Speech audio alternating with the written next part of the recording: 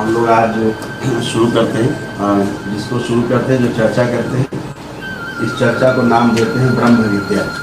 जो हमारे ऋषि मुनियों के द्वारा जिनका चिंतन पूरे विश्व पर था, जिनका चिंतन वसुधैव कुटुम्बकम के रूप में था, उनकी सोच के आधार पर ब्रह्म विद्या का चिंतन ऋषि याज्ञवल्क्य के द्वारा वैसा मानते थे कि वसुधैव कुटुम्बकम सारा विश्व पर। तो सारी वर्कशॉप इसी चिंतन पर है कि पूरा विश्व एक परिवार। अभी हम लोगों ने जहाँ तक चर्चा शुरू की थी, उसमें किसी के पास में क्वेश्चन बना, मानो सही मान करके गलत कार्य कर रहा है, इस नतीजे पर हम पहुंचे। गलत कर रहा है सही मान कर कि हम जो कर रहे हैं ये सही कर रहे हैं। और अभी तक के 2 दिन के डिस्कशन के बाद प्रस्ताव के रूप में ये बात सामने आई कि मानव में जो दोष दिखता है उसके पीछे हमारा एजुकेशन सिस्टम गड़बड़ है। हमारा एजुकेशन सिस्टम जो है वो ठीक नहीं है, इसलिए जो वस्तु जैसी है हम उसका अध्ययन नहीं कर पा रहे हैं, जिसके कारण सारी समस्याएं। अभी हमने मान लिया है कि धन ही सब कुछ है और यदि धन आ जाएगा तो सब कुछ ठीक हो जाएगा। हाँ, तो अभी इसमें है बेटा, इसमें है।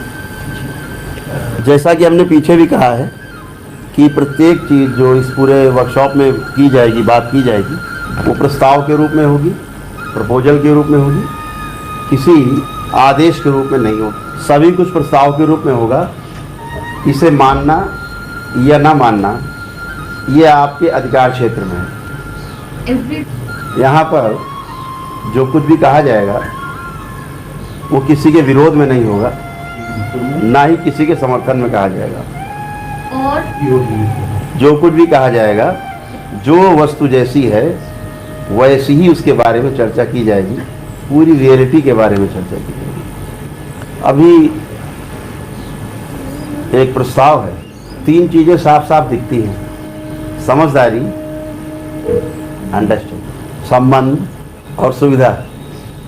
तो समझ, संबंध और सुविधा, इनमें 3 में से आप किसको ज़्यादा आवश्यक मानते हैं? क्वेश्चन इसकी समझ, संबंध और सुविधा, इसमें हमारे जीने के लिए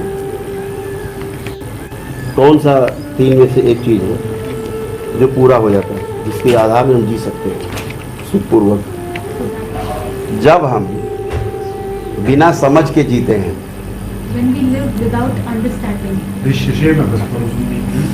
बिना संबंध के जीते हैं, केवल सुविधाओं के आधार पर जीते हैं और एक दूसरे को सुविधाओं के आधार पर पहचानते हैं, और यही शब्दों में कहा जाए तो इसे जीव चेतना कहते हैं। इसे ही जानवरों जैसा जीने का तरीका कहते हैं।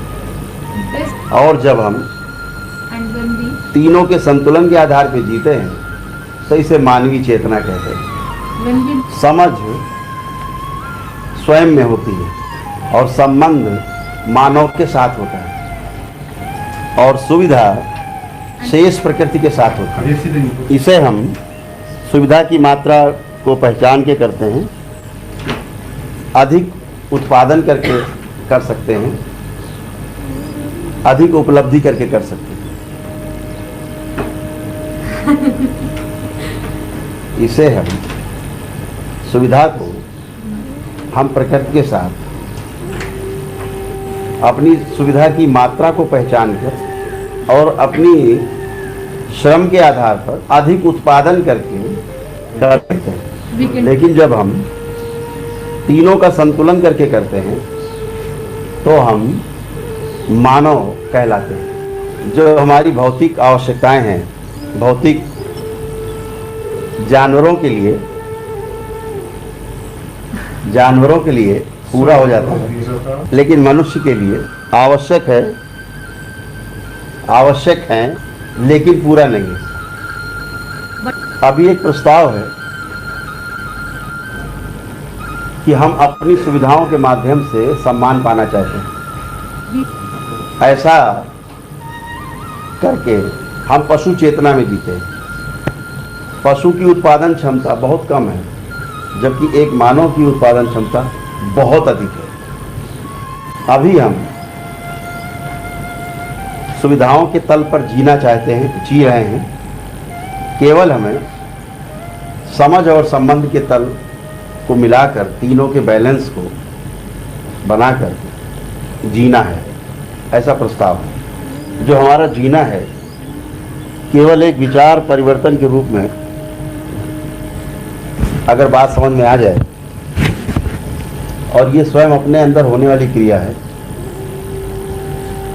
कि हम जब सुविधाओं के तल से ऊपर उठते हैं और समझ और संबंध को साथ में संतुलन बना के चलते हैं, हमें संबंध क्या है ये बात समझ में आ जाए,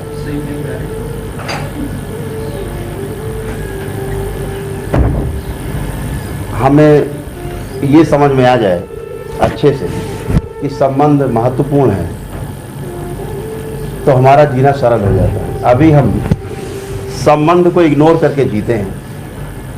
कंक्लूजन, संबंध को इग्नोर करके जीते हैं और ऐसा सोचते हैं कि ये धन हो जाएगा तो सुविधाएं हो जाएंगी, तो हमारे घर में सब ठीक हो जाएगा और प्रेम आपस में संबंध अच्छे हो जाएंगे। ऐसा लगता है जब हमारे पास सुविधाएं कम थी तो हमारे संबंध आपस में बहुत अच्छे थे। क्या आपको ऐसा लगता है कि आज सुविधाएं हमारे पास बहुत ज़्यादा हो गई हैं और आपस के संबंध खराब हो चुके हैं? तो हमारी यात्रा जीव चेतना से मानव चेतना की ओर है। अभी हमारा जो देखने में पूरा आता है, अभी तक तीन चीजें ज्ञात हैं। तीन भागों में बांट के हम बात करते हैं।